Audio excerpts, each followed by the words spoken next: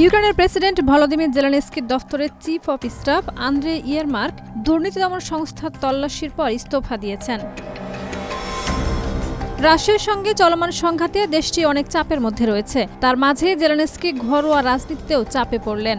28 November দুর্নীতি বিরোধী সংস্থা ন্যাশনাল অ্যান্টি করাপশন ব্যুরো আদালতের অনুমোদন নিয়ে ইয়ারমার্কের বাড়িতে তল্লাশি অভিযান চালায়। এ ঘটনায় রাতেই 54 বছর বয়সী ইয়ারমার্ক পদত্যাগ করেন।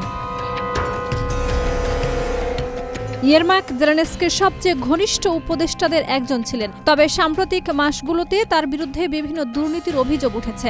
জুলাই মাসে তার পরামর্শে ইউক্রেনের পার্লামেন্টে একটি বিতর্কিত দুর্নীতি বিরোধী বিল পাশ করা হয়, যা বিরোধী রাজনৈতিক দল এবং সাধারণ জনগণের মধ্যে প্রতিক্রিয়ার সৃষ্টি করেছিল।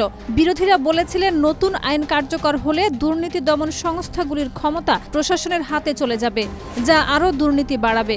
চাপের মুখে জেলেনস্কি আইন কার্যকর করা স্থগিত করেছিলেন। সূত্রের খবর অনুযায়ী ইয়ারমার্কের বিরুদ্ধে সরকারি সিদ্ধান্ত প্রভাবিত করার জন্য অর্থ নেয়ার মতো দুর্নীতির অভিযোগ রয়েছে। তবে এখনও তার বিরুদ্ধে কোনো ফৌজদারি মামলা দায়ের করা হয়নি। শাহিদা রুবি, মাই টিভি।